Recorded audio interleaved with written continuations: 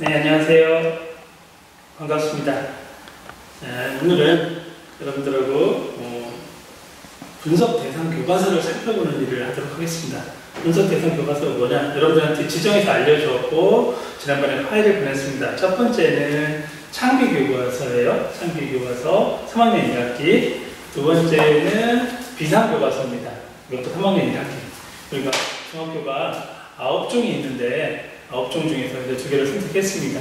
우리가 지난번에 두 종은 분석 1단원, 5단원 등을 통해서 살펴봤어요. 근데 모든 교과서를 다 살펴볼 시간이 안 되기 때문에 여러분들한테 대상을 정해주고 살펴보는 걸 하겠습니다. 누가 묻더라고요? 왜 3학년 1학기냐고 계속? 3학년 1학기를 하는 이유는 있어요. 여러분들이 내년에 실습을 나가게 되죠. 지금 4학년들 실습을 하게 되면 1학기 수업을 해요. 1학기 수업을 하기 때문에 미리 교과서를 봐두자는 뜻도 있습니다.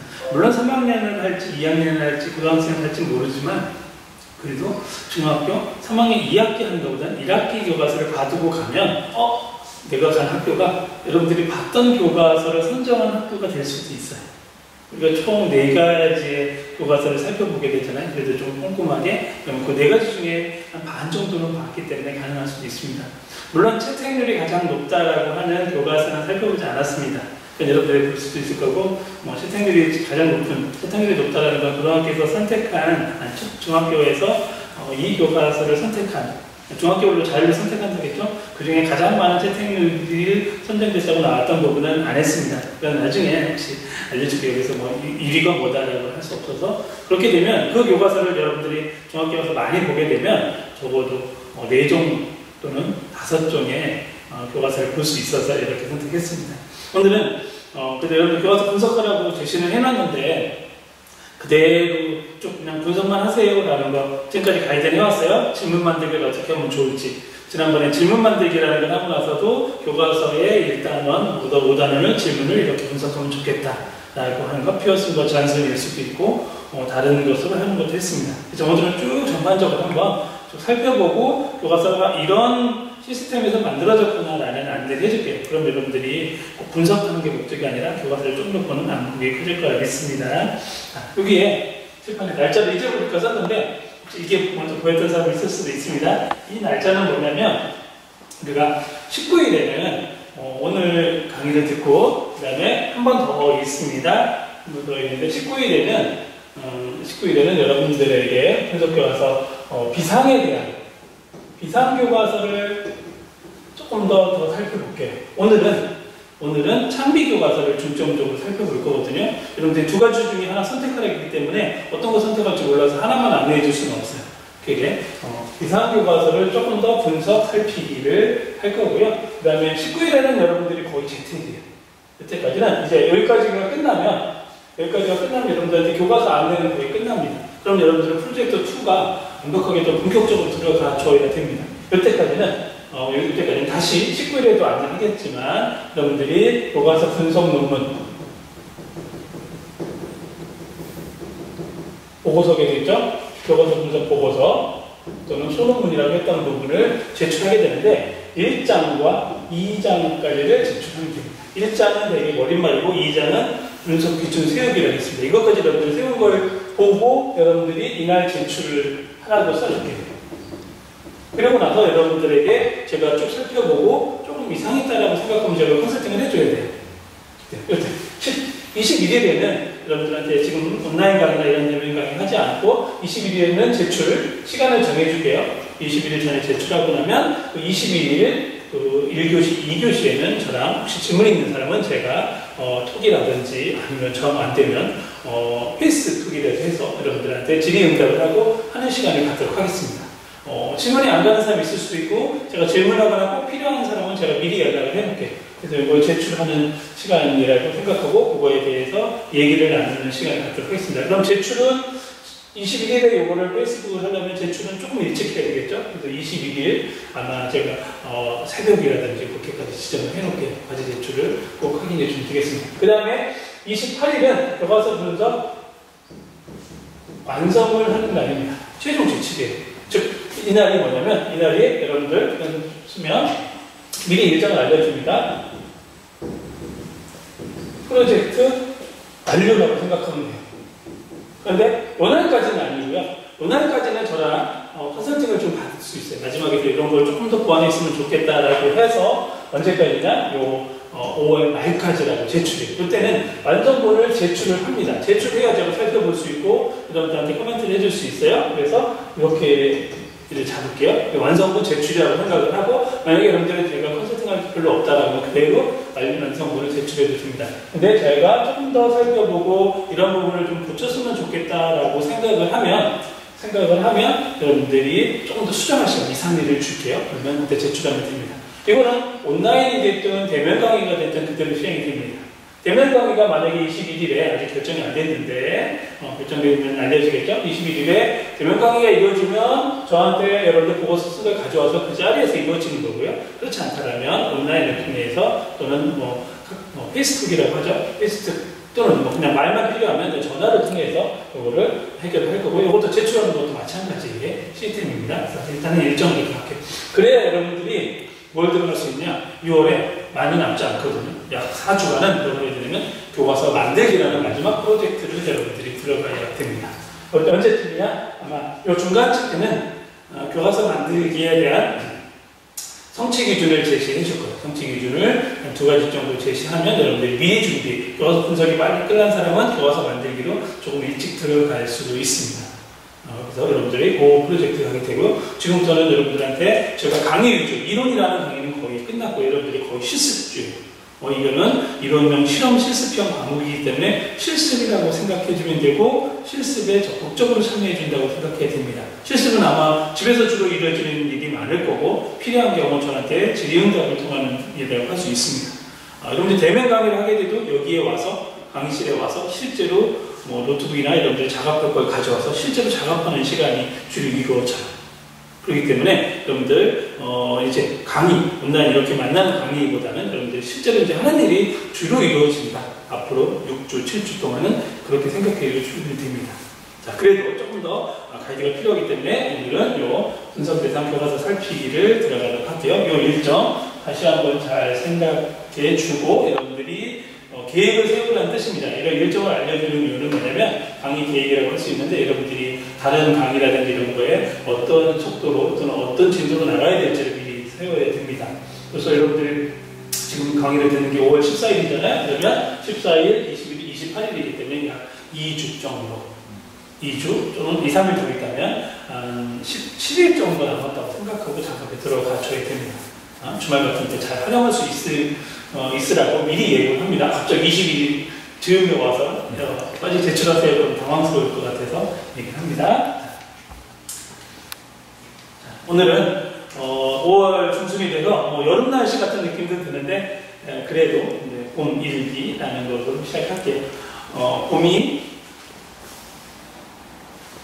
봄이 일어서니 내 마음도 기쁘게 일어서야지. 우리 기쁘게 일어설 수 있으면 좋겠습니다. 집에 주로 있다 보니까 좀 우울할 수도 있는데 마음먹기 나름이라고 하잖아요. 여러분들이 기쁜 마음을 할 수 있고 이 강의의 장점을 잘 살릴 수 있다. 여러 번 볼 수 있다는 건 엄청난 장점이라고 그랬죠. 제 강의를 그냥 여러 번 반복해서 볼 수 있다는 건 여러분들한테 위한 장점이고 장점을 잘 활용할 수 있도록 하고, 또 하나는 여기서 온라인을 하다 보니까 제가 대면 강의할 때보다 조금 더 자세하게 설명하는 경향이 있어요. 그것도 잘 장점이라고 생각하면 되겠습니다.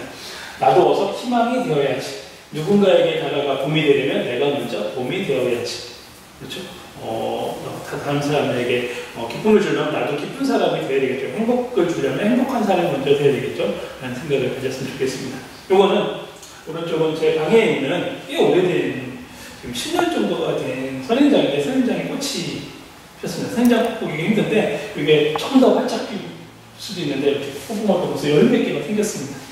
선인장 꽃입니다. 이렇게 해서 분들한테 꽃이 나는 즐거움. 봄꽃이었는데 선인장은 봄꽃이라고 할 수 없는데 선인장 꽃 보기가 그렇게 많지 않은데 이제 조그만 화분에서 핀 것에서 찍어서 보여주면 여러분들도 요 기분 좋게 가실 수 있으면 좋겠습니다. 자, 방금 전에도 얘기했지만 창비 교과서를 살펴보도록 할게요. 창비 3학년 1학기 교과서고요. 여러분들한테 파일을 벌써 다 보냈습니다. 파일을 보냈기 때문에 가질 수 있고, 물론 이 표지는 파일에 잘 안 드러나 있어요. 그래도 이제 본문은 다 있으니까 여러분들이 볼 수 있게 했어요. 언제냐면 2019년 8월에 검정받은 것을 지금 3학년 학생들이 공부한 겁니다. 온라인이지만 공부하고 있고, 이제 지금 4학년들은 실습 나가 있고, 또 나갈 사람들도 있는데, 3학년 맡은 학생들은 이거를 이제 또 심도 있게 공부하는 애도 있을 겁니다. 자, 지금 내가 인용하는 10개 정도의 슬라이드는 이 창비 교과서, 여러분들이 갖기 힘든 지도서. 만약에 실습을 나가서 또는 예비교사가 되면 선생님이 지도서를 줄 수도 있고 지도서 파일이 있는 경우가 있는데 지도서 파일에 나와 있는 버블입니다. 그래서 한 번 정도 우리가 다시 한번 복습했으면 좋겠다. 교육과정 복습했으면 좋겠다. 왜 지도서에도 교육과정에 대한 이런 안내가 계속 나오거든요.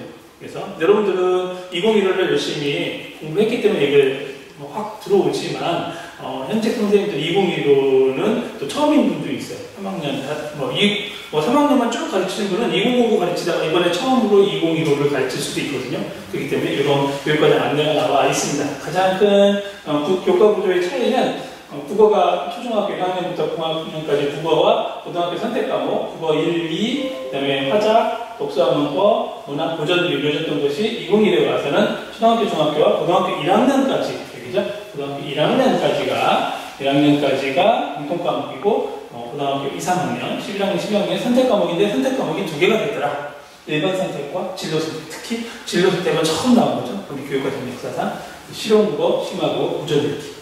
2개는 요거는 검정교과서, 이쪽은 검정교과서, 실용국어, 심화국어는 인정교과서, 고전 읽기는 교과서가 없는 교과목이라고 했습니다. 이런 특징을 가지고 있습니다. 우리 교재연구니까 교재론적으로 보면 이렇게 됩니다. 자, 이거는 여러분들 이제 나중에 슬라이드에 보면 공개를 할게요. 슬라이드를 좀 더 잘 안 보여서 안 볼 수도 있는데, 이 창비를 만드신 선생님들은, 교수님과 선생님들은 이렇게 나눴어요. 고등학교 화작, 아니 화법, 듣기 말하기의 성취 기준이 이렇게 12개가 있는데 12개가 몇 학년은 정해져 있죠. 근데 몇 학년까지만 정해져 있지만 몇 학기가 넣을까는 정해져 있지 않거든요. 몇 학기, 1학기에 넣을지 2학기에 넣을지를 이렇게 쭉 세웠다라는 계획을 세웠습니다. 특히 3학년 1학기 우리가 살펴볼 곳에는 특히 우리가 듣기 말하기는 뭐냐면 여기 2개가 있네요.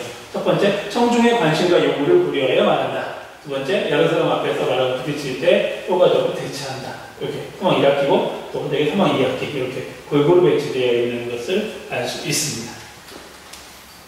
자, 이거는 읽기입니다. 읽기도 마찬가지로 나눴겠죠? 3학년에 해당되는 성취 기준이 읽기에 몇 개가 있냐면 총 4개였어요. 10개 중에 4개예요. 3학년에 해당되는 건 전체 10개 중에 4개인데 이렇게 되어 있습니다. 자, 뭐죠? 첫째, 구국 0201과 구국 0205, 구국 0206, 그 다음에 구국 0209가 되죠. 그 중에 여러분들이 오늘 살펴볼 교과서에는 이 2가지가 있네요. 구국 0206, 이거 3학 1학기죠. 그 다음에 여기 나와 있네요. 그 다음에, 그쵸? 그래서 구국, 이렇게 좀 확대해서 본다면, 구국 0209를 교과서에 구현된 모습을 볼 수 있을 겁니다. 여러분들, 나중에 교과서를 보다 보면, 이거 왜 얘기하느냐? 여러분들 교과서 보다 보면 내가 가끔 질문할 수도 있어요. 요 학습 목표를 봤을 때 어떤 성취 기준인가 같냐라고 하게 되면 다시 한번 기억하라는 뜻이고, 그 다음에 혹시 강의를 듣다가 이 성취 기준이 잘 이해가 안 된다는 사람은 잠깐 이거 멈추고 요 교육과정 꺼내서 지금 해당되는 성취 기준에 3학년 1학기 것만이라도 찾아보고 해설을 찾아볼 수도 있습니다. 해설 없는 건 어떻게 하죠? 그러면 해설 써서 냈잖아요. 써서 냈었죠? 특히 이제 지난 학기에 중학교 거는 그러면 그걸 다시 한번 찾아서 이런 의미를 가졌던 성취 기준이었구나라고 조금 더 접근하면 좋을 수 있습니다. 그렇죠? 여러분들이 시간은 지금 이 영상 강의가 예를 들어서 30분이다 그래서 30분을 소비하는 게 아니라 중간중간 몰라왔던 것을 찾아보고 그런다면 60분 이렇게 활용을 하면 적극적으로 하려면 내 공부량이 늘 수 있습니다. 그렇죠? 다음.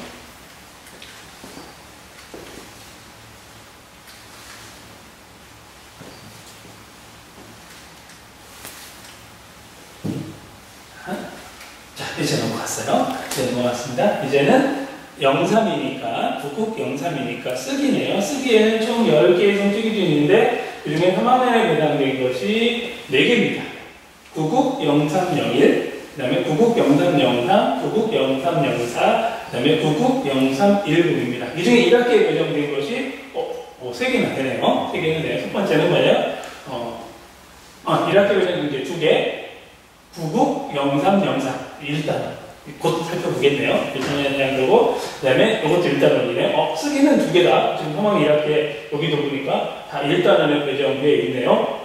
쓰기는 곧 일단원은 살펴보면 될 수 있겠습니다. 그럼 무슨 얘기냐? 상황 1학기에는 뭐냐? 관찰, 조사, 실험 절차와 결과가 드러나게 그렸습니다. 우리가 예를 들면 실험 보고서, 관찰 보고서와 관련된 거 쓰는 거였고요. 그 다음에 쓰기 윤리시키는 걸 상황 1학기에 넣었습니다. 이건 창비예요. 예를 들어 다른 교과서는 요거가 바뀌어서 쓸 수 있어요. 나는 쓰기 윤리와 관련된 거 상황 2학기에 넣겠다 할 수도 있습니다. 여러분들 이거는 선택하기 나름이에요.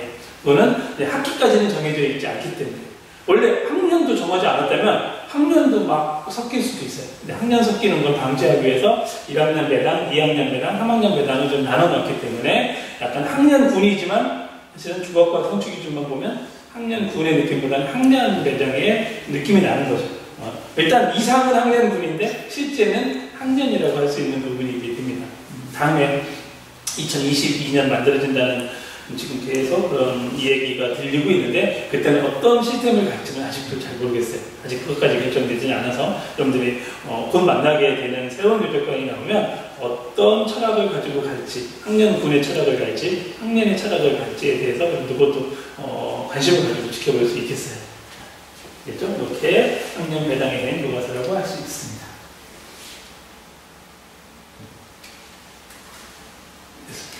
요거 이 지도서에는 어떤 걸 얘기하고 있냐면 이런 걸 중점적으로 만들었다는 몇 가지를 설명하고 있어요. 그 중에 내가 반 정도를 가져왔는데 그 중에 첫 번째로 되시는 게 이겁니다. 자기 지도적 학습을 위한 대단한 길잡이. 우리 대단한 길잡이를 자세히 썼다고 합니다. 그리고 자기 지도적 학습이라는 건 제가 가져왔어요.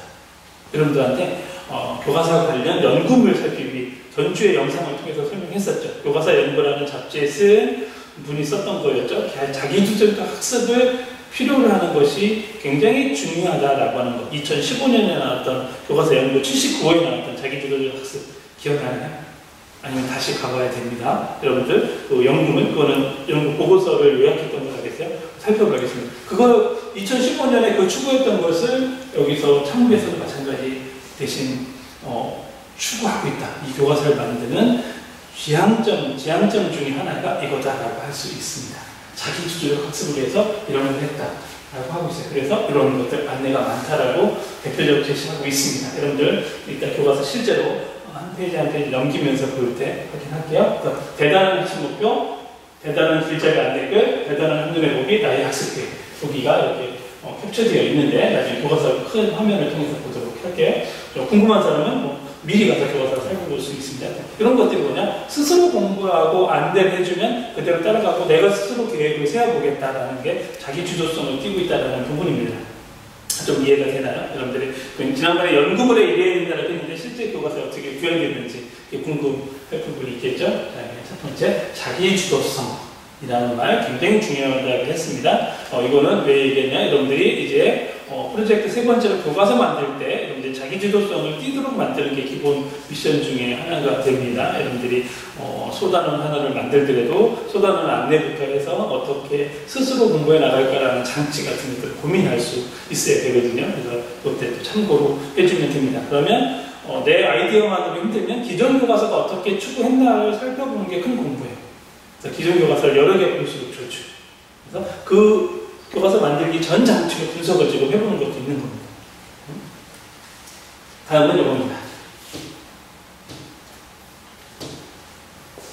학습자의 발달 수준과 흥미, 요구, 인성 요소에 부합되는 바탕글. 바탕글이라는 말이고, 요것만 조금 보세요. 바탕글은 뭐냐면, 우리가 쉽게 얘기했던, 지금 이제 독서자로 얘기했던 텍스트예요.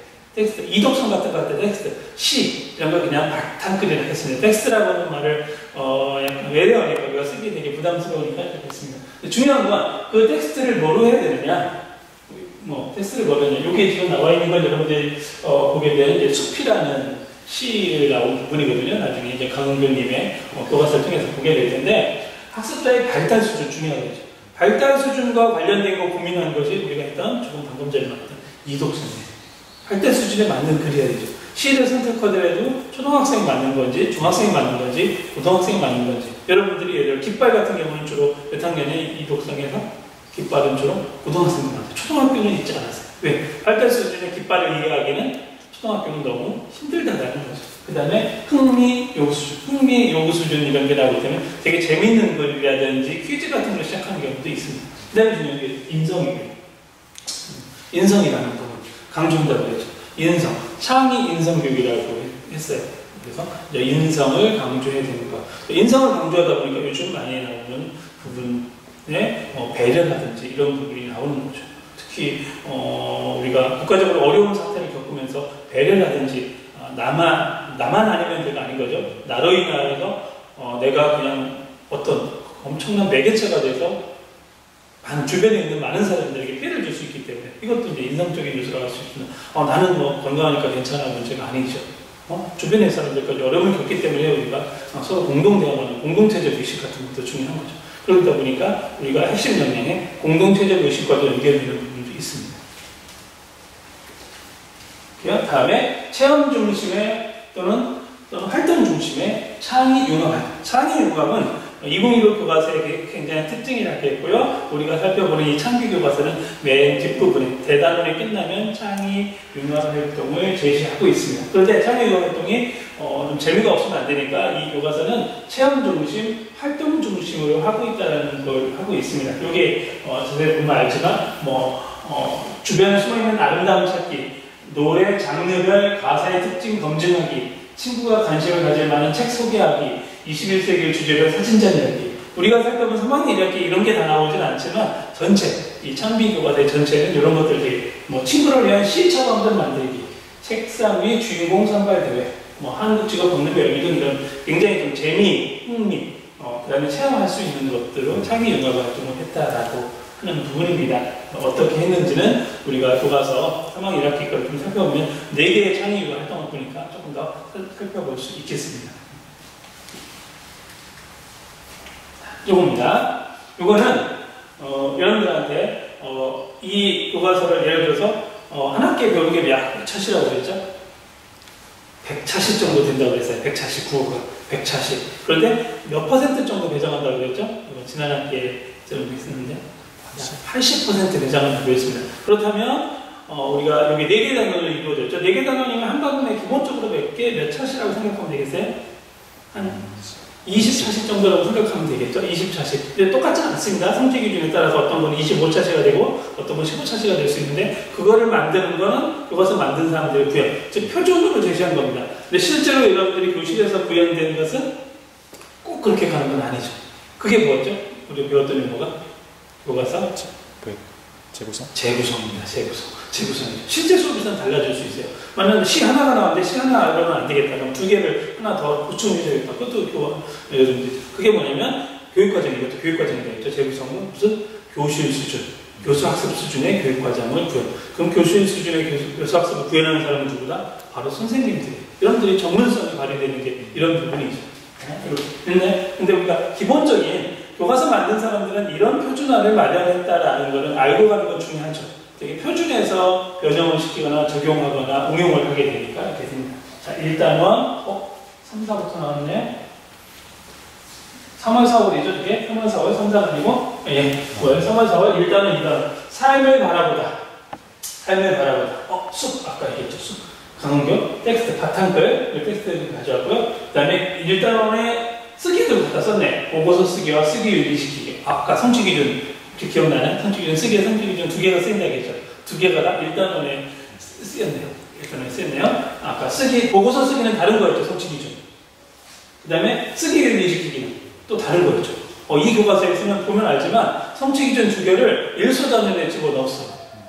어떤 교과서는 따로 돼 있을 거예요. 보고서 쓰기라는 거를 독립적인 소단원을 하고 쓰기 윤리를 독립적인 소단원을 한 교과서들도 있습니다. 근데 여기서는 2개를 합쳤습니다. 여러 가지 얘기가 나올 수 있죠.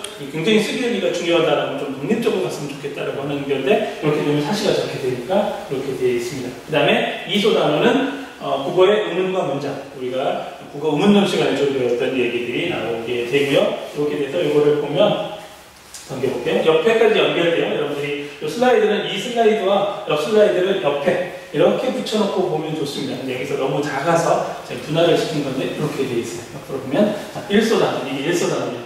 1소 단원은 몇 차시로 배정했나요? 보이나요? 네, 20차시로 되어 있네요. 그다음 2소 단원은 음운론, 아까 음운론과 관련된 건 몇 차시로 제시했어요? 15차시. 네, 15차시로. 이런 순서대로 했다라는 안내가 되어 있습니다. 여러분들 교과서를 볼 때 이거 보게 되면 훨씬 더 큰 안목에서 볼 수 있을 겁니다. 다음은 3, 4단원입니다. 3단원은 효과적인 소통이익을, 4단원은 세상을 보는 눈. 그래서 3단원은 듣말과 읽기의 성취 기준을 가져왔고요. 그 다음에 4단원은 읽기와 문학의 성취 기준을 가져왔습니다. 그래서 특히 여기 3단원은 말하기 불안해서, 얼마 전에 3년 전인가요? 말하기 불안과 관련된 임용시험도 나왔던 거고 요즘 이슈가 되는 거죠. 그래서 체계적 중간법 등등이 있는데 글이 나와 있습니다. 알겠죠? 자, 나중에 좀 살펴볼 거고 여러분들 익숙한 용어 중에 텍스트 중에 홍길동전 빠지지 않는. 자, 왜 홍길동전 잘 나가다가 들어오게 되느냐? 우리 교과서 만들 때 그것도 본 게 있습니다. 문학적인 글에서 현대문학과 고전문학이 있으면 고전문학을 빼면 안 돼. 그것도 우리가 교과서 정정할 때 살펴보는 것 중에 하나입니다. 그래서 교과서 문학이 여러 개가 있으면 현대문학만 쭉 실어도 안 되고 또 운문과 산문이 있으면 운문만 또 실어도 안 돼요.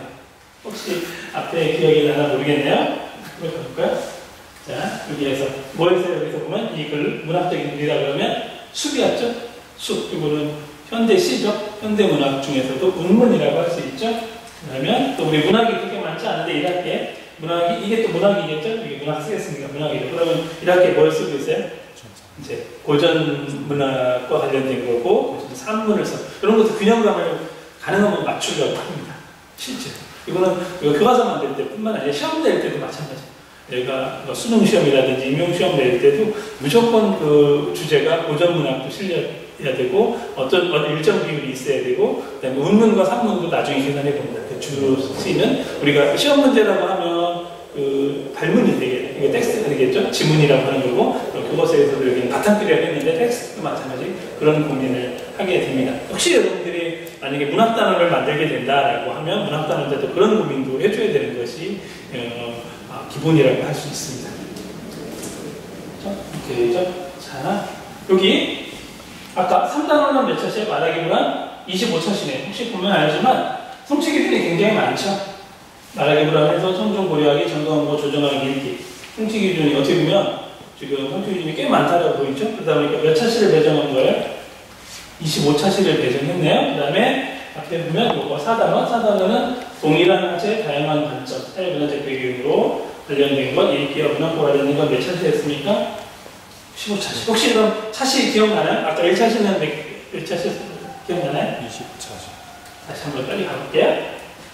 그리고 자, 1단원은 20차시, 2단원은 15차시, 그러면 3단원 25차시, 4단원은 20차시. 더 세게 해볼까요?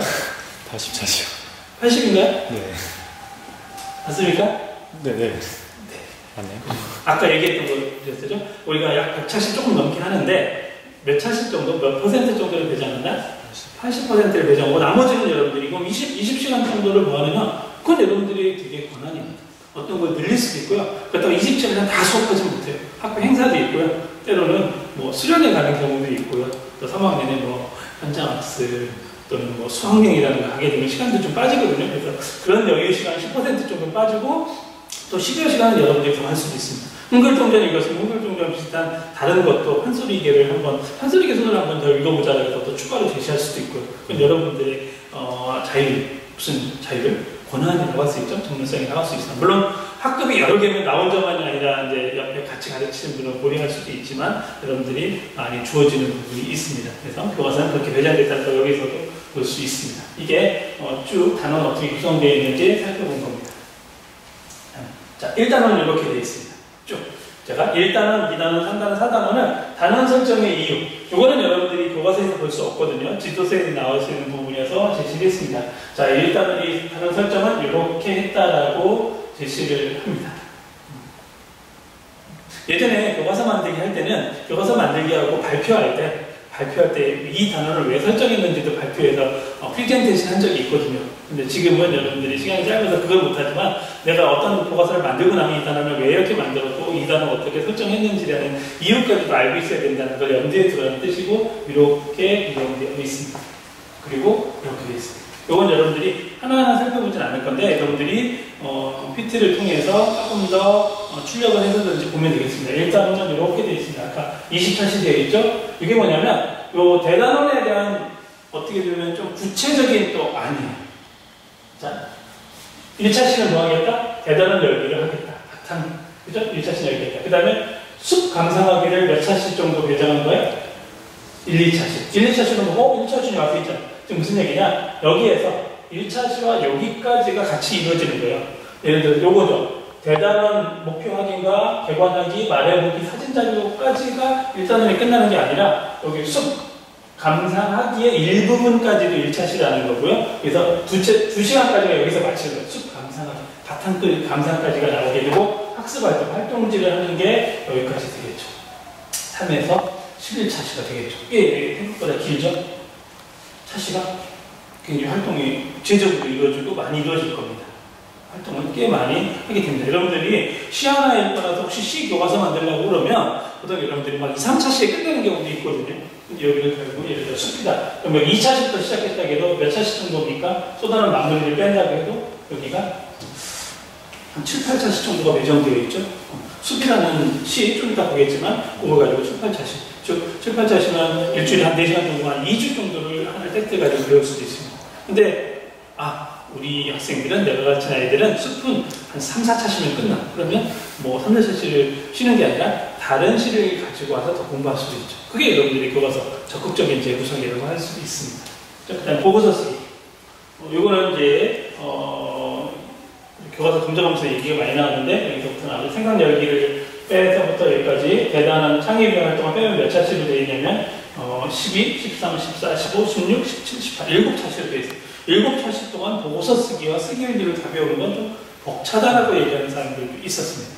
근데 일단 교과서 만든 사람은 이렇게 썼으니까 뭐 교과서 어떤 정답은 없다겠죠? 내가 어떤 해답을 찾는 거고 여러분들이 교과서 선정, 나중에 선정권이 되면 이런 것들 여러분들 살펴볼 수 있어요. 이 성취 기준은 여성학교는 10차시는 다뤄야 되는데 5차시만에 다뤘다. 그러면 교과서 선정할 때 고민해야 됩니다. 뭐 표지가 예쁘네, 색감이 좋네. 그거를 떠나서 컨텐츠가 쓰고 있죠. 자, 이렇게 되어 있어요. 자, 쭉 가볼게요.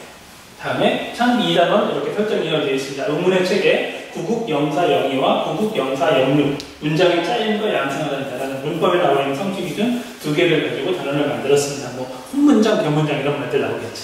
여러분들이 이제 문법에서 공부했던 게 주로 나오는 게 1학기고요. 보통 요게 2단원이면 2교과서를 한다라고 하면 실습 나가면 여교과서 하는 경우가 많았어요. 이제. 그래서 문법 수업하는 선배 교생 실습 때 많이 있었습니다. 왜냐하면 4월에 실습 나가면 요 2단원쯤 되거든요. 그래서 이거 하는 경우가 많았어요. 요 교과서 하는 경우. 다음에 이렇게 2단원도 이렇게 되어 있어요. 총 15차시로 되어 있습니다. 그래서 음문과 관련된 것을 7차시까지 마무리하고 문장과 관련된 것을 14차시까지 마무리하고 창의문학과 대단원을 한 차시에 마무리하겠다라는 부분입니다. 그래서 성취 기준 하나가 몇 차시씩 배정된 거예요? 약 7차시 정도씩 됐죠? 7차시 정도 있습니다. 그래서 우리가 평균적으로 보면 차시 배분된 거의 평균을 보면 성취 기준 하나당 한 6차시, 평균을 보면 6차시 정도를 합니다. 여기도 뭐 대단을 빼게 되면 빠지게 되니까 뭐 소수점 나는 사람도 있는데 그건 뭐 엄밀하게 그럴 수는 없고 뭐 여기서 만드는 사람마다 다르니까. 근데 일단 전체 수업 시간 중학교 때 전체 배워야 되는 3개년 동안 배우는 수업 시간 나누기, 그 다음에 성취 기준 수를 하게 되면 평균 나와서 하나당 몇 차시를 해야 되는지가 나오기도 합니다. 근데 오늘 그냥 평균일 뿐이에요. 통계에 오를 수 있습니다. 어떤 성취 기준은 좀 비중이 커서 더 다뤄야 되는 거고, 어떤 성취 기준은 좀 비중이 좀 작아서 좀 짧은 시간에 다뤄야 거 있죠. 그냥 평균적으로 나오게 되는 부분입니다. 자, 3단원은 이렇게 되어 있습니다. 3단원은 구국 영일 영실, 즉 말하기 불안과 관련된 것, 그 다음에 구국 영일 영육, 청중의 관심과 요구에 말하기, 그 다음에 구국 영이 영국, 이거는 읽기죠. 이렇게 되면 느낌상 등말과 관련된 게 1소 단원이겠고 읽기와 관련된 게 2소 단원이겠죠. 이렇게 성취 기준이 주면 여러분들 성취기준 주면 어떻게 단어를 구성을 할지. 이거를 오묘하게 섞은 사람 있을지 모르겠어요. 구국 0101을 1단원을 하고 구국 0106과 구국 0209를 두 개를 섞는다. 쉽지는 않을 겁니다. 그것을 만들면 알겠지만 이렇게 되어 있습니다. 여러분들 예생했듯이 제가 예상한 게 틀렸죠? 아까 뭐라 했어요? 두 개의 성취기준을 1소단원 만들고 1끼를 가지고 2소단원 만든다 했는데 여기서는 어떻게 추구했죠? 그렇죠. 우리가 대단원이 소단원이 꼭 두 개 해야 되는 부분은 없는 거거든요. 대단원이 그래야 될 필요는 없어요. 대단원은 대단원 하나에 소단원 3개일 수도 있고 4개일 수도 있어요. 근데 여기서는 그 체제를 보여주는 겁니다. 제 예측이 틀렸는데 소단원을 3개로 갖고 있습니다. 그럼 성취기준 하나씩 소단원을 배정했다고 보면 되죠. 1소단원 제목을 보니까 말하기 불안 해석하기 단원명이. 그러면 뭐겠어요? 성취기준에 말하기 불안과 관련 성취기준 가지고 여기까지 되죠. 물론 이제 대단원을 포함하게 되면 대단원 도입 빼면 7차시로 말하기 불안 해석하기를 하겠다라고 하고, 두 번째 청중을 고려하여 말하기 불안과 청중을 고려하여 말하기는 조금 결이 다르다라고 해서 단원을 분리했겠죠. 여기도 9차시부터 15차시까지니까 약 7차시로 배분을 했네요. 그 다음에 점검하고 조정. 점검과 조정이 나오면 우리 교육학 용어로 뭐가 쓰인다 했죠? 메타인지. 스프인지라는 부분이었죠. 메타인지. 읽기에서 점검과 조정이라는 거 상위인지, 초인지, 메타인지가 발휘되는 거죠. 그래서 시간이 생각보다 어렵기 때문에 16부터 23까지 나와 있습니다. 좀 차시가 조금 위에보다는 늘어있죠. 16부터 23이고, 그 다음에 대단원 창의융합 활동이 이건 좀 기네요. 아까 2단원은 한 차시에 끝난 것 같은데 2차시를 하고 있습니다. 그래서 이렇게 해서 총 25차시. 단원이 조금 길게 나가겠죠. 성취기준 3개였고 소단원이 3개나 되기 때문에 25차시 배분을 한 걸 볼 수 있습니다. 이제 4단원입니다. 4단원, 마지막 이 교과서의 끝단원인데 구국 0201과 구국 0301을 가지고 있네. 뭐냐? 읽기는 글에 나타나는 정보와 독해 배경지식을 활용하여 문제를 해결하는 과정을 이해하고 글을 쓴다. 쓰기는 주제 목적을 위해서 문제를 해결하는 글을 쓴다. 키워드가 뭐였어요? 문제 해결 과정. 딱 묻기 좋죠. 누가 봐도 묻기 좋고, 하나는 문제 해결 과정으로서의 읽기, 하나는 문제 해결 과정으로서의 쓰기. 물론 이해와 표현이라는 건 다르지만 문제 해결 과정이라는 키워드를 가지고 해나가는 부분입니다. 이렇게 이거를 묶었고요. 그 다음에 이렇게 되어 있습니다. 20차시였는데 대단원 도입을 바탕글 읽는 것까지 해서 읽기 부분이 문제를 해결하면 글 읽기라는 단원명으로 10차시 정도, 그 다음에 문제를 해결하면 글쓰기가 여기 창의교과 활동을 빼면 7차시 정도, 쓰기를 조금 짧게 배분한 걸 볼 수 있고, 밑에 이제 창의유형 활동들이 있는 이런 부분이 나와 있습니다. 혹시 굉장히 허점을 찾아낸 사람이 있었어요. 저도 이거 보면서 저도 놓쳤던 부분이 있어요. 맨 앞으로 돌아가야 되는데 허점은 아닌데 교과서 만들면서 살짝 놓쳤어요. 이건 여러분들 충분히 채울 수 있는 거고 오류라고 할 수 없고 허점이었는데, 역시 여기가 차시로 배분해서 끝냈어요. 19차시였죠. 혹시 앞에서 기억나나요? 20차시. 제가 여기 돌리기까지는 안 할게요. 혹시 기억나나요? 20, 15, 25? 20차시 배분했어요. 여기도 뭐가 나와야 돼? 20차시가 나와야 되는데 이런 애교스러운 실수도 한다는 거. 왜 이렇게 했는지는 나도 잘 모르겠어요. 예를 들면 이게 12부터 18 써도 할 말 없거든요.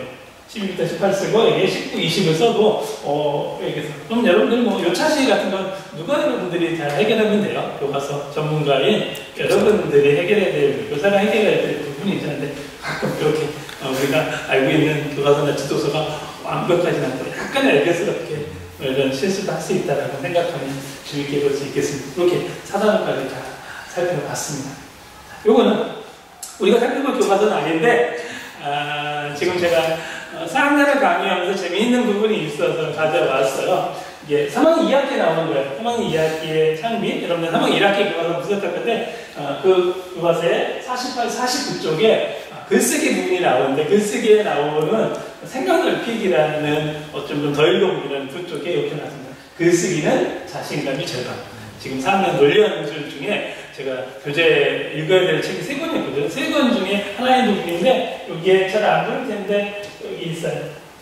이게 강원국이 글쓰기 책에서 가져온 인용했다는 부분입니다. 되게 재밌는 거 발견한 거예요. 저도 보면서 지금 4학년 교재로 쓰는 것 중에 하나가 강원국의 글쓰기라는 책인데 그 책에서도 그대로 가져왔다는 거.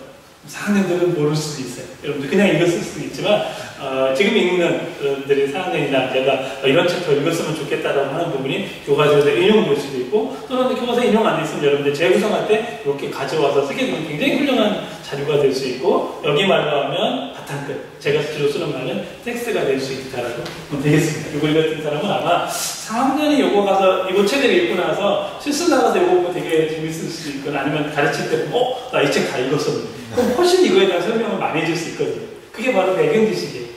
제가 이 책을 다 읽고 나서 이 부분을 알게 되면 배경지식을 아이들한테 설명할 부분이 많거든요. 그래서 여러분들이 굉장히 교사로서의 경험 중에 간접경, 직접경험을 많이 하라는 뜻이 이런 거와도 관련이 될 수도 있습니다. 자, 잠깐 여러분들 쉬었다가 그리고 요거 3학년 1학기 파일 다시 한번 준비해줘서 물론 파일이 준비해주고 따라와도 좋고요. 아닌 사람은 제가 보여주면서 갈 테니까 하도록 하겠습니다. 조금 있다가 좀 쉬었다가 버서 텍스트에서 만나도록 할게요. 잠깐 쉴게요. 좀 쉬었어요? 네, 우리 차근차근 창립이 3학년 1학기 1단원부터 4단원까지 단원 설정의 이유, 그 다음에 차시배분을 어떻게 했는지 봤습니다. 저는 짧게 넘어갔지만 이건 여러분들이 다시 한번 슬라이드 갖다 놓고 꼼꼼하게 단원 분석을 할 때 봐줘도 좋아요. 왜 단원 분석에 나는 요 성취 기준의 배분이 여기에 더 많았으면 좋겠고 또 어떤 사람은 이게 조금 더 구체화됐으면 좋겠다라고 얘기하는 사람들도 있거든요. 근데 표준안에서는 매우 구체화시키면 힘들어요. 그래서 저희 조금 약간 완전 상세화는 아니죠. 우리 교육과정에 상세화, 구체화 배웠잖아요. 아주 상세화를 시키진 않고 약간 대강화처럼 되어 있죠. 그렇지만 아주 제시는 안 할 수 없으니까 대강으로 가이드라인처럼 주게 되면 간극을 채우는 거는 여러분들의 몫입니다. 교과서를 보도록 할게요. 3학년 1학기 창립 교과서입니다. 표지는 이건데 원래 이제 파일에는 표지는 제시되어 있지 않죠. 용량을 많이 설정해서 그림만 나오게 되고 머리만 있습니다. 볼게요. 이렇게 여기서 넘기게 되네요. 이렇게 구성과 활용 안내되어 있습니다. 대단한 표지, 대단한 길잡이, 소단은 구성되어 있고 이렇게 되어 있다는 부분입니다. 이건 저는 쭉 넘어가도 여러분들은 교과서를 차근차근 하나씩 보면서 분석할 수 있죠. 그래서 되면 저는 쭉 약간 이제 훑어보기라는 생각을 가질게 이렇게 해서 창의 육아 발동, 대단한 마무리, 생각 넓히기. 이거 생각 넓히기는 아까 잠깐 보여줬죠. 3학년 2학기 거긴 하지만 글쓰기 자신감이라는 부분에 이렇게 구성되어 있답니다. 소단한 구성은 이렇게 활용하면 좋다라는 안내글입니다. 요즘은 그 책의 안내글이라고 이 교과서 어떻게 활용하면 좋다라는 안내글이라는 부분입니다. 자, 차례 이제 나오죠. 삶을 바라보다, 문학과 쓰기, 그 다음에 국어의 의문과 문장, 문과 관련된 거, 그 다음에 효과적인 소통의 글, 듣말과 읽기, 그 다음에 읽기와 문학. 아까 단원 개관을 아주 쭉 했기 때문에 금방 눈에 익을 겁니다. 그냥 보는 거고 다죠. 이런 구성이 되어 있구나라는 부분입니다. 자, 이렇게 되어 있네요. 이 단원이 삶을 바라보다. 왜 이 표지가 이렇게 나왔을지 느낌이 오죠. 이것도 되게 상징적인 건데, 우리 교과서 만들 때 어떻게 하는 것도 되게 고민되는 부분이지만 제시를 해줘야 되거든요. 그래서 돋보기를 통해서 뭔가를 바라보는 것. 그 제목과 연결이 되죠. 자, 삶을 바라보다. 라는 부분이고, 이게 이렇게 보여주는 이유가 있습니다. 우리 교과서가 우리가 보통 지금 쪽수가 이렇게 되어 있는데 이렇게 되어 있지는 않아요. 교과서가 어떻게 되어야 되죠? 이렇게 보겠죠? 단원이 교과서 볼 때 넘길 때는 네. 어떤 거 얘기하는지 기억하는지 모르겠네요. 그런 다음에 이렇게 나오게 되죠? 대단한 기자. 왜냐하면 여기 페이지가 몇 페이지입니까? 여기에 보면 12페이지라고 되어 있죠? 12페이지가 뭡니까? 짝수죠. 짝수는 우리 책 같은 거 만들 때 어느 쪽에 가죠? 왼쪽. 왼쪽에 가죠. 그렇기 때문에 페이지 보기를 할 때 볼게요. 이렇게 되어 있지 않고 사실은 얘하고 어떻게 되어야 되죠? 자, 붙어요. 지금 요거 12쪽과 13쪽. 네, 다음은 13쪽이 붙어야 되는데 여기 이렇게 좀 안타까워요. 지금 이게 두 개가 붙어 있는 게 좀 아까 표지 때문에 표지의 옆면이 여기 사라져야 되는데 이렇게 되는 면이 있어서 좀 아쉬운데 여러분들이 왜 이 펼친 그림을 봐야 되냐면 교과서를 날개를 단다라고 할 때는 양쪽에 달아야 되잖아요. 잘못하면 안쪽에 몰리게 되는 수가 있어서 펼친 그림을 한번 생각해 봐야 됩니다. 그래서 교과서를 만들 때 구성해야 됩니다. 홀수 쪽이 오른쪽, 짝수 쪽이 왼쪽으로 펼친 그림에 대해서 지금 이렇게 펼쳐지는 건 아니에요. 그러려면 조금 좀 아쉽게 펼쳐지는데 여러분들이 일단 그래서 저는 페이지가 워낙 많기 때문에 한 페이지씩 보면 시간이 걸려서 이렇게 큰 페이지로 갈게요. 일단은 1소단원입니다. 자, 1소단원 끝이 보면 볼게요. 자, 이게 나오네요. 우리가 살펴봤던 거 지난번에 볼 때 대단원에만 목표가 나오고 소단원에 목표 안 나온 교과서가 있었고요. 그리고 두 번째 살펴봤던 교과서는 대단원에도 나오고 소단원 목표가 나오는데 이 교과서도 소단원 목표까지도 나와주고 있습니다. 그렇죠? 그리고 아까 살펴봤던 이거 대단원 한눈에 보기 이거 여기 대단원 학습 목표가 뭐 어떤 거라고 설명했죠? 이 교과서 설명할 때 자기 주도성을 띠는 부분이라고 강조했죠? 그리고 소단원 나오게 되고 당연히 대단원에도 뭐가 있어요? 대단원 학습 목표는 여기 있죠. 그렇죠? 대단원 학습 목표 여러분들이 보면 되겠고 그 다음에 마찬가지 소단원에도 학습 목표가 있습니다. 이게 더 조금 더 저는 구체적이고 학생들이 목표를 가질 수 있다 하겠습니다. 그 다음에 나오는 것이 차치 목표들이 되겠죠. 자, 이렇게. 자, 이거 동기유발 얘기했죠. 그 다음에 얘기했던 숲. 강홍규님의 숲이라는 시를 가지고 하고 있습니다. 이렇게 되죠. 아까 이 기억나나요? 숲 가지고 몇 차시 정도 공부하는 있었죠? 제 차시. 꽤 많았습니다. 자, 사실은 여기 읽고 나면 읽는 동안 1시간밖에 안 걸릴 것 같고 그 다음에 이 활동이 여기까지거든요. 함께 읽기까지. 왜 몇 차시인지는 알겠죠? 보세요. 활동이 굉장히 많아요. 시 하나지만 이게 소단원 마무리 빼면 여기까지가 굉장히 많아요. 그렇기 때문에 그냥 수만 봤을 때면 이거 가지고 뭔 7차시 정도를 한 말이야 하지만 활동을 굉장히 많이 꾸몄다는 거. 그 다음에 여러분들 분석하는 것 중에 이런 거 있었죠? 시는 가지고 자 이런 거 여기 요 질문, 이것도 질문이라고 했죠? 질문 분석해주면 좋다고 했는데 나무가 흔들리는 까닭이 무엇인지 말해보자. 나무가 흔들리는 까닭이 무엇인지가 명시적으로 나왔는지 암시적으로 나왔는지 한번 찾아서 이런 것도 분석 개수가 분석이 될 수 있고요. 이건 내용학습이고 목표학습. 면담을 기록했다. 실제로 강원교님이 살아있으니까 시 쓰는 과정이 어땠는지를 하는 면담 과정을 제시하고 있어요. 이 면담은 중학교 1학년 성취 기준이 나오기 때문에 그런 거 연결시키는 면도 있을 수 있습니다. 이렇게 되죠? 네, 활동 2에 대한 것 여기까지가 시험 걸리는데 또 학수 같은 게 또 있습니다. 목표학습. 이 시를 통해 느낀 아름다움을 그림으로 표현해보자. 이거는 학생들의 반응이 있으니까 질문으로 볼 수 있는데 뭘까요? 텍스트 명시적은 아니죠. 암시적도 아니죠. 뭐라고 그럴까? 얘는 스크립트가 암시적 정도 해야 되겠죠? 네, 그림을 그리는 거니까 조금 더 우리가 그렇죠? 이렇게 여러분들이 분석하시고 그 다음에 요거를 또 뭐해보자? 친구들과 함께 공유해보자. 공유한다라는 건 뭐냐면 사회적 구성주의라든지 협동학습 같은 거 강조된다고 그랬죠? 그런 걸 반영한 부분이라고 할 수 있어요. 다음에 여기 특히나 요 제목 아까 잠깐 봤었는데 함께 읽기 뭡니까? 함께 읽기. 자, 왜 이렇게 차시가 많은가? 사실 강은규님의 숲만 가지고서는 거의 끝났어요. 여기까지 시 쓰는 거로. 한 3, 4차시면 끝나는데 함께 읽기입니다. 역시 단어 설정의 이유가 필요해요. 그래서 이 단어는 한 학기 한 권 읽기를 관련했던 단원이에요. 한 학기 한 권 읽기니까 뭐게 돼요? 작가를 정해보고 쭉 읽어가는 과정, 함께 읽어볼 작가가 누구냐? 나는 뭐 강은규님 닮고 싶어. 나는 강은규의 남편분의 책을 읽고 싶어. 뭐 등등 정할 수가 있겠죠. 많이 아는 사람에서 모두 읽기 전 활동, 그 다음에 여기 읽기 전 활동, 그 다음에 이거는 뭐예요? 함께 읽기 여기는 잘 보면 읽으며 활동. 즉 읽기 중 활동이 되겠죠. 그렇죠? 그 다음에 여기로 가면 뭐가 되겠어요? 보이나요? 읽은 후 활동.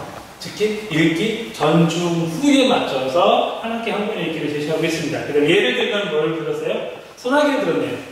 소나기 조금 중1 정도가 되게 많이 선생님인데 어쨌든 소나기라는 걸 바탕으로 해서 했습니다. 만약에 뭐 양평에 사는 사람이라면 뭐 소나기 박물관 같은 데를 가보는 체험 같은 거 하면 좋겠죠.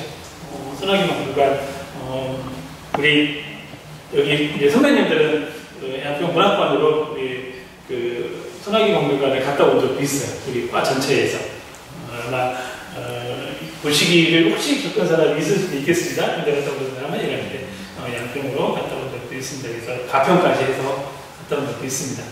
가까이 있으면 좋지만 우리가 가능한 문학관은 많이 가거든요. 뭐 최만식 문학관도 가고, 예를 들면 여러분들이 아실 수 있지만 전주에 가서 최명희 문학관을 여러분들이 가서 굉장히 작아요. 잠깐 볼 수 있지만 아이가 홍보리 나왔던 최명희 문학관이다라는 거 가보는 것도 큰 의미가 있죠. 그렇죠? 자, 이렇게 됐습니다. 이렇게 단원이 되어 있습니다. 이렇게라는 부분 쭉 이루어져서 그럼 이제 교과서를 쭉 살펴보니까 왜 차실배분이 많았는지 조금 이해가 되나요? 그렇죠? 차실배분이 많았던 이유가 하나씩 한 건 있습니다. 수만 가지고는 그렇게 힘들 수 있죠. 근데 수를 통해서 문학이었으니까 하나씩 한 번이 있다. 그 다음에 쏟아는 마무리 이렇게 되어 있어요. 그 다음에 이거 볼게요. 보고서 쓰기와 쓰기 유리시키기. 당연히 뭡니까? 학습 목표가 두 개겠죠?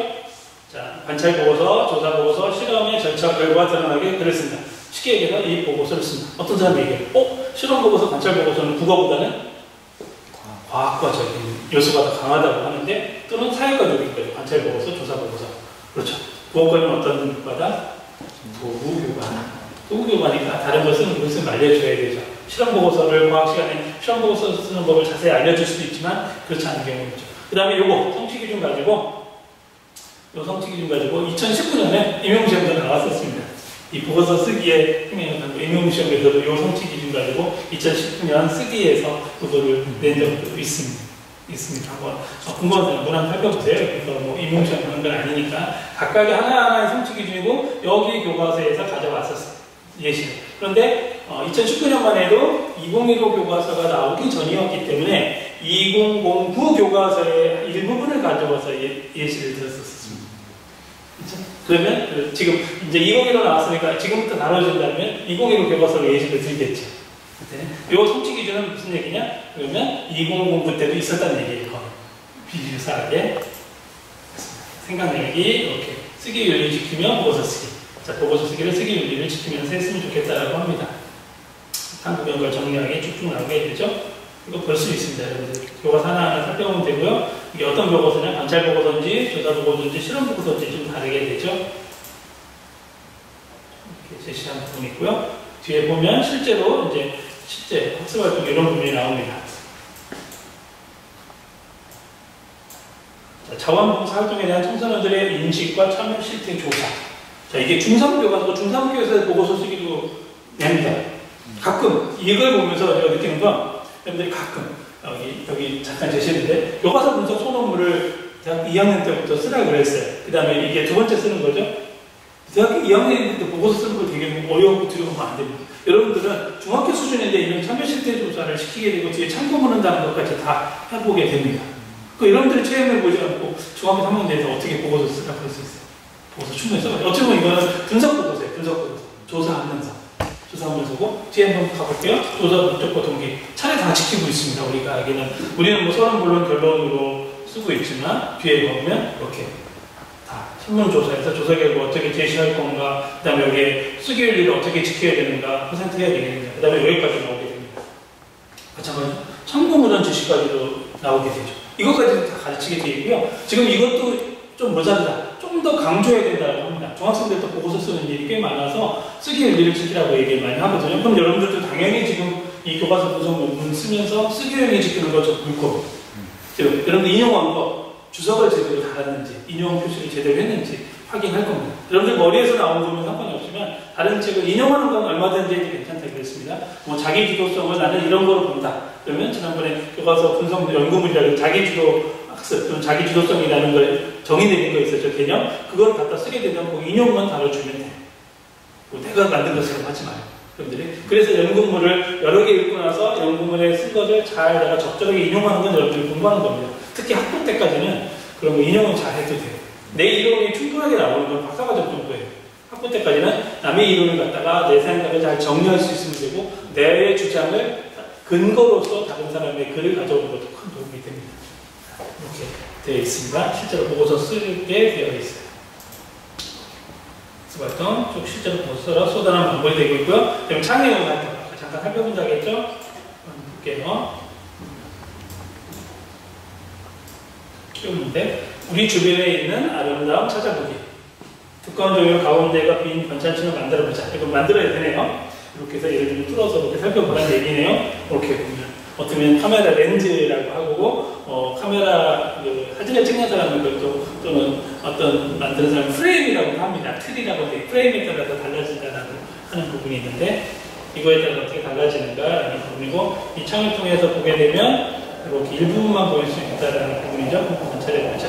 평소와 다르다는 거, 좀 다른 시각에서 이걸 창의를 하는 겁니다. 아까 체험 중심, 놀이 중심이라고 했죠. 그런 부분이 있게 되고요. 네, 단원의 마무리. 단원의 마무리 이거의 특징은 어휘력을 꼭 넣습니다. 네, 어휘력. 니은, 이응, 니은, 이응 뭘까요? 자, 여기 나오네요. 자, 어휘력을 좀 키워보는 거고 여기에 나오는 말들은 뭘까요? 앞에서 스쿼트 나와서 보시면 더 좋겠죠? 뭘까요? 나무들이 살랑살랑도 아니고 너울너울 이렇게 되나요? 그 다음 요거는 뭘까요? 6번 지읒치 이를 치르는데 거쳐야 하는 순서나 방법. 절차? 네, 절차. 이렇게 대단한 마무리에 어휘력을 일부러 넣습니다. 왜? 지금의 학생들이 인터넷 환경이 되면서 어휘력이 좀 모자르다라는 게 지금 연구 결과들도 많이 나오고 있거든요. 그래서 일부러 어휘력 만드는 코너를 교과서마다 넣는 경우가 많이 있습니다. 필수는 아닙니다. 대단한 마무리 이렇게 할 것이다. 그 다음에 생각 넓히기 있었죠? 쓰기 윤리, 묻고 답하기. 이런 거 있습니다. 이게 나옵니다.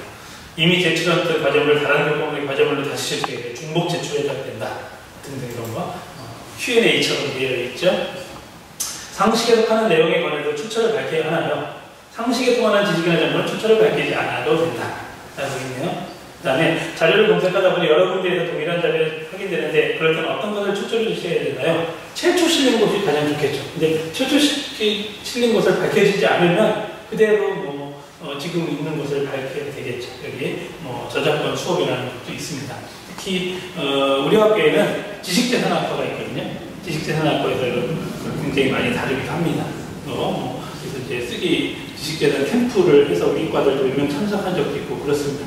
지식재산이라는 부분이 굉장히 중요하기 때문에 굉장히 민감합니다. 심지어 보고서에 글자 폰트를 허락받지 않고 썼을 것도 찾아내는 경우도 있습니다. 그래서 이거를 저작권 위반했으니까 배상하라고 하게 됩니다. 대학생들도 함부로 만드는 거에 대해 되게 조심해야 됩니다. 특히 유튜브에 올려서 공개적으로 됐을 때 더 조심해야 돼요. 저도 이 PPT를 만들면서 이 폰트가 이게 허락받은 건지 확인하는데 100% 확인하려고 합니다.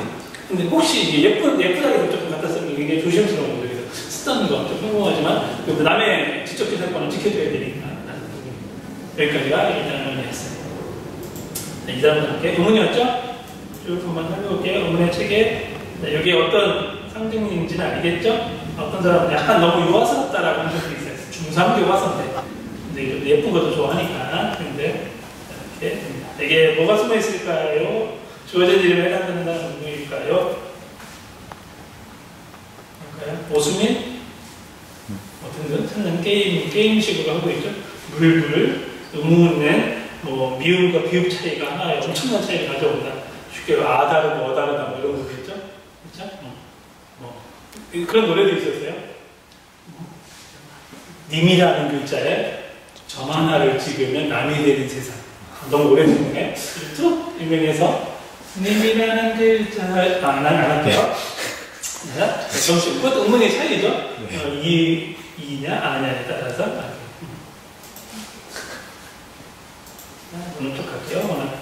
이거는 문법인 거고 여러분들이 의문문 시간에 많이 다뤘을 거고요. 문장의 짜임, 후문장, 뒷문장. 그 주술 관계 꼭 해야 되는 거, 이거. 그다음에 이어진 문장, 그다음에 안긴 문장, 아는 문장. 이거 가지고 논란이 되게 많았습니다.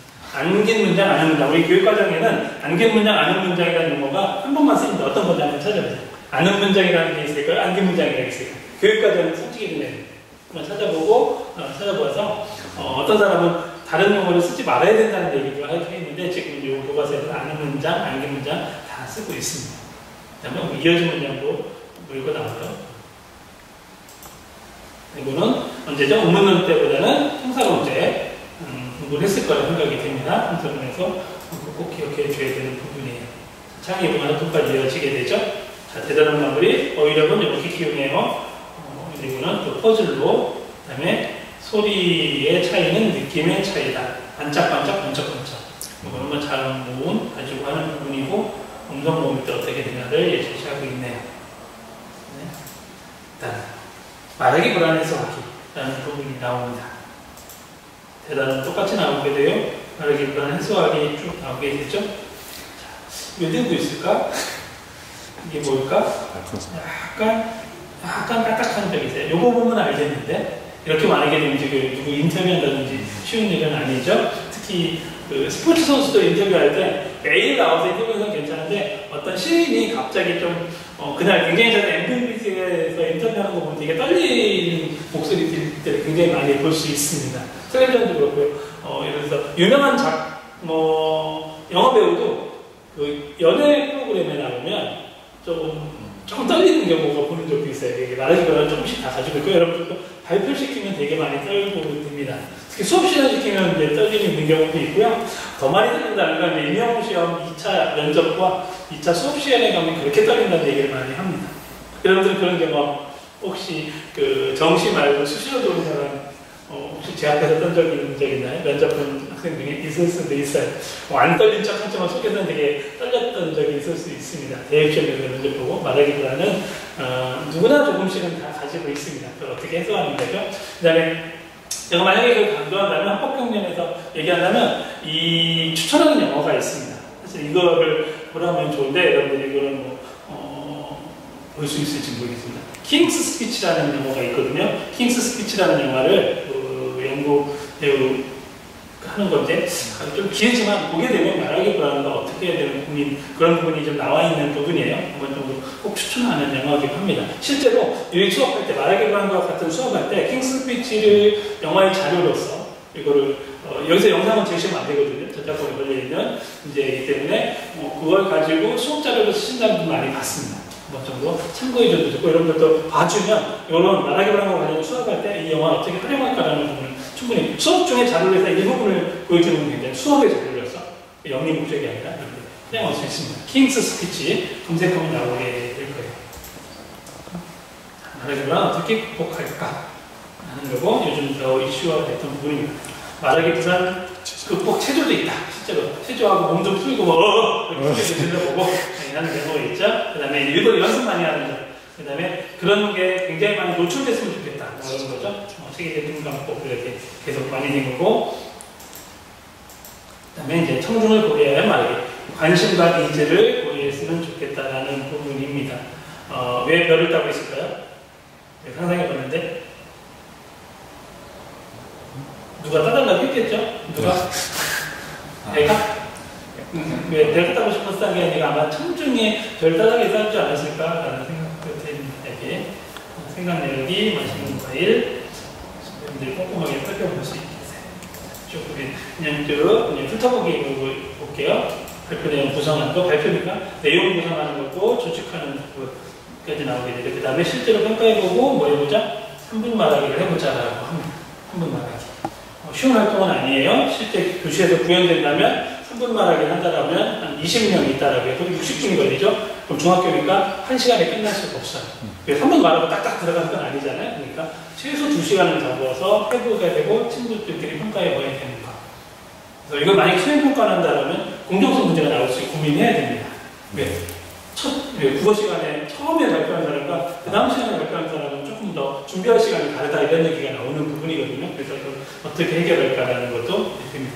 수행평가를 안 하고 그냥 활성활동을 하게 되면 괜찮을 수도 있고요. 때로는 그래서 어떤 분은 3분 말하기 주제를 첫날과 둘째 날 조금 달리해서 미리 연습의 효과라든지 다른 사람을 안 보는 효과도 있을 수 있습니다. 그래서 또 하나 무조건 발표를 1번부터 시키는 걸 굉장히 싫어합니다. 그래서 이제 무작위로 또 랜덤으로 뽑기를 한다든지 그런 경우도 있죠. 1번 하게 되면 1번을 맨날 손해라는 느낌이 있을 때도 있어요.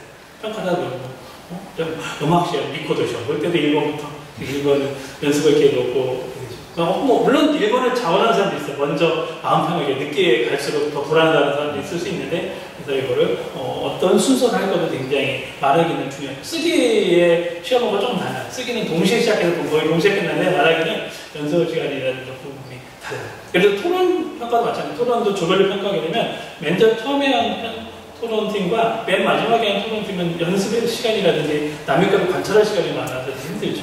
그러면 임용시험 같은 때 그 면접이나 이런 건 어떻게 하냐? 이런 방에, 준비하는 방에 아무것도 못 갖고 들어가서 딱 대기시켜놔요.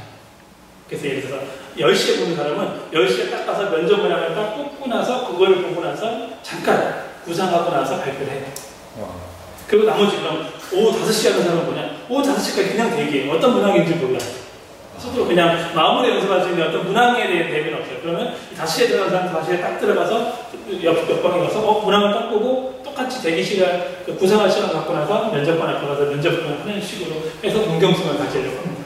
당연히 문제를 먼저 공개하면 10시에 보는 사람과 5시에 보는 사람이 구상할 시간이 다르죠. 그렇게 합니다. 수업 시간도 마찬가지예요. 수업 시간도 똑같이 딱 10시, 첫 번째 하는 사람이다 그러면 10시에 딱 하는 사람도 그때 하게 되고 나머지 뒤에 하게 되는 경우도 있고요. 심지어 어떤 경우는 아무것도 못 갖게 하게 해서 일단 과정한 작성은 딱 똑같이 해요. 9시부터 10시까지 끝내고 10시에 들어가는 사람, 그 다음에 뒤에 사람은 끝까지 그냥 기다려요. 과정은 머릿속으로만 기억하고 있어야 되는 경우도 있습니다.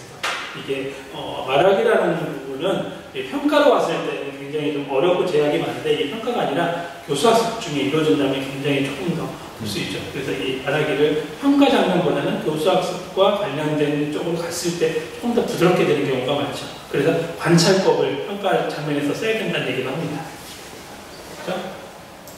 이렇게 되겠습니다. 그다음 점검, 조정과 글리키가 나오게 됩니다. 여러분들이 조금 더 꼼꼼하게 봐주면 되겠어요. 그렇죠? 창의인 활동 마지막 단원으로 갈게요. 마지막 단원은 세상을 보는 눈입니다. 세상을 보는 눈. 그래서 동일한 화제지만 다양한 관점이 있다. 사회문화적 교육으로 봤으면 좋겠다. 이게 느낌상 눈 느낌인가요? 눈인가요? 얘를 누가 보고 있을까요? 여러 사람이 보고 있죠. 하나, 둘, 셋, 넷이 보고 있는데 보는 거에 따라 다르겠죠? 어떻게 보면 이제 코끼리 만지기라고 할 수 있을 거예요. 어떤 관점에서 본인에 따라 좀 다를 수도 있고요. 같은 에어컨 만세, 에어컨을 좀 날씨가 굉장히 많이 되니까 에어컨을 많이 틀자는 생각도 있지만 에어컨이 안 좋을 수도 있다라고 하는 부분도 얘기하는 부분입니다. 그래서 에어컨이 만든 사람인데 에어컨에 대해서 두 개의 관점을 제시하고 있는 부분이 있기도 합니다. 이건 비일비재합니다. 어떤 관점, 정치적인 관점과도 정의, 진보와 보수가 나뉘기도 하고 다 관점이 다릅니다. 예를 들어 이 온라인 학습에 대한 것도 조금 더 해야 된다는 사람도 있고 아니다 대면 수업을 해야지 효율적이다 얘기하는 사람들도 굉장히 다릅니다. 그렇지만 대부분은 이제 많은 사람들의 의견을 따르는 것과 그 다음에 많은 사람의 의견이 아니더라도 안전과 생명이 더 소중하다라고 하는 정책적 결정이 있을 수 있죠. 관점은 다 달라요. 이게 좋다 나쁘다를 떠나서 근데 이게 학생들에게 더 안전하다 라고 판단이 되면 소수여도 결정되는 경우가 있을 수 있습니다. 그렇죠? 네. 그 다음에 사회문화적 배경 속으로 이거는 여기 나왔지만 사회문화적 배경으로 갈 때는 작품을 이해한다. 아까 보였었죠? 홍길동전이었습니다. 홍길동전은 사회문화적 배경으로 조금 이슈가 될 수 있죠. 그러니까 딱 이게 배경에 맞아요. 무슨 적소 차별 문제라든지 조선시대 사회적 배경으로 쓰기 좋죠. 또 현대문화로 보면 사회문화적 배경이 나오게 되는 게 언제냐면 민주화 시대나 또는 일제시대나 이런 게 많이 나오는 거예요. 그게 사회문화적 배경을 살피기도 좋고 딱 드러나기 좋으니까 우리가 작품에서 홍길동전 화교연에 알고 있습니다. 화교연에 물론 이제 고전문학이니까 이렇게 뭐가 많이 달리죠? 근데 날개는 아니고 안쪽에 날개죠. 양쪽에 지금 펼친 그림으로 봐도 그렇지만 실제로는 이게 왼쪽이 오른쪽이니까 이게 날개입니다. 날개로 줄어들어서 날만 뜻이나 어려운 말을 풀이해 주는 경우가 많이 있습니다. 왜 그렇죠? 자기 주도성을 위해서. 낱말 뜻을 하나하나 찾으면 힘드니까 옆에서 쭉 할 수 있고 선생님이 설명해 줄 수 없으니까 주석처럼 달아주게 됩니다. 그 다음에 이게 좀 안타까운 거죠. 홍길동전을 다 시켜주면 결국 3번으로 못할 수도 있죠. 그러다 보니까 중간 부분 또는 앞부분 줄거리 또는 뒷부분 줄거리를 제시하게 되죠. 그래서 나온 배경 중에 하나가 한 학기 한 권 이렇게 나오는 것도 있습니다. 통번을 제대로 보는 경우가 있더라 하는 부분입니다. 내용학습, 첫 번째 목표학습 한 걸음 더까지 나오네요. 이 부분이 있습니다. 이거는 더 기억 전달자라는 혹시 영화 기억나나요? 혹시 이 사람들 보면 좋은데 이렇게 보면서 이렇게 실제로 이건 보여주면 좋죠. 굉장히 긴 영화인데 약간 따분한 사람도 있는데 저는 재밌게 봤어요. 이 영화를 다 보여줄 수 있고, 만약에 다른 시간을 빨리 생겼다 그러면 이 영화를 실제로 수업 시간에 보여주고 출발할 수도 있어요. 근데 이걸 다 보여주기는 영화 편을 보려면 최소 2시간은 되기 때문에 쉽지는 않죠. 집에서 보라고 하는 경우도 꽤 있습니다. 수다는 창의 활동, 뭐가 나온 거죠? 되게 익숙할 텐데, 이제 좀 벌써 옛날이 됐네요. 알파고와 이세돌, 의 대결이 벌써 좀 오래전이 됐는데, 이거 처음 교과서 만들 때는 좀 더 가까운 시기였거든요. 내가 그런 사진은 이런 것이 있다. 그래서 시험 문제 있고요. 대단한 동물이 그렇게 나와요. 히읗, 이야기거리, 화제를 바꾸다. 처음, 히읗에 대해서 생각나는데, 근데 전 예전에 TV에서 나올 때 이거를 잘 몰랐었어요. 이자는요. 처음에 자꾸 이렇게 나오는 거야. 이게 뭔지 몰라서 잘 몰랐다가 나중에 알았어요. 저도 참 요즘 말을 더 이해해야 된다는 걸 인정했어요. 이거 보고 나서 이런 식으로 나오는 거 있고, 요즘은 좀 더 이제 사전적인 이해가 나오게 되는데, 요즘 시대말 같은 거로 어휘력이 나오긴 한데, 이걸 어휘력이라고 좀 그렇죠. 워낙 자주 바뀌니까. 남들이 알만하면 이제 안 쓰니까. 생각력이 문학 속에 나오는 의적들. 뭐랑 연결돼요? 소수정 연결되죠. 로비룸시라든지, 소년의 의적들 나오게 됩니다. 이렇게 해서 모아서 활동지까지, 이 활동지들은 실제로 뜯어서 쓸 수 있는 것들, 그리고 실제로 듣기 대본까지도 나오죠. 이렇게. 교과서에 듣기 대본도 나오게 됩니다. 자료 출처고 제시하게 되어 있습니다.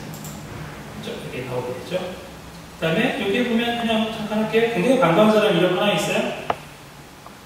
뭐라고 얘기하는데, 교과서마다 모든 중학교 상학년 교과서에 누군지 모르지만 이름이 있어요.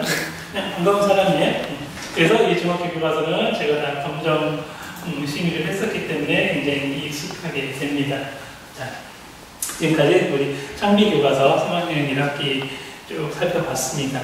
앞에 나왔던 제가 지도서에서 나왔던 인용한 부분이라든지 이런 특징 살펴보면 되겠고요. 여러분 특히 질문 수준 나누는 거와 어떤 수준, 자기 주도성이 얼마나 확보되는가라는 걸 분석 기준으로 삼을 수도 있어요. 얘는 조금 추상적이라 좀 쉽지는 않을 수는 있습니다. 좀 더 구체화시킬 수도 있고, 또는 양적으로 조사할 수 있는 걸 찾아도 좋고요. 여러분들 잘 찾을 수 있습니다. 다시 한번 이거 강조할게요. 시간 확인하세요. 다음 주에는 비상교과서 이렇게 쭉 살펴볼게요. 1회를 볼 거고요. 그 다음에 여러분들 벌써부터 쓰기 시작하면 좋습니다. 21일에는 이렇게 온라인 강의는 하지 않고요. 여러분들 미리 제출하고 나면 교과서 분석과 관련된 질의응답을 받는 시간이고, 그때까지 제출해주면 되겠습니다. 이렇게 제출하면 제가 특히 궁금했던, 또 여러분들이 궁금한 게 있으면 메일이라든지 톡으로 알려주면 제가 답변하는 시간을 갖는 시간입니다. 이거는 실시간으로 질의응답 받는 시간으로 열어놓을게요. 그 다음 28일도 마찬가지로. 물론 그 중간에 있는 토요일은 교과서 만들기와 관련된 소개하는 시간을 가질 거예요. 이거는 교과서 분석 관련돼서 쭉 관련 없이 안 썼는데, 그 다음 28일까지는 거의 완성본을 제출한다. 그 다음에 28일에 마찬가지로 실시간으로 컨설팅 하고 나서 프로젝트 완성되는 거는 5월 말까지 제출이다. 제가 그 제출과 시간에 대한 거는 과제단에 제시하겠습니다. 근데 과제단에 제시를 하는데, 얘는 캡처를 받는 것도 용량이 커서 사이버 스피커스 과제단에 안 올라갈 수도 있어요. 안 올라가는 경우는 메일로까지 몇 시까지 제출이라는 부분을 분명히 제시하겠습니다. 지금부터 작업 들어가주면 좋겠습니다. 이번 주도 건강하게 여러분들 잘 지내길 바라겠습니다. 예, 다음에 다시 또 만날게요.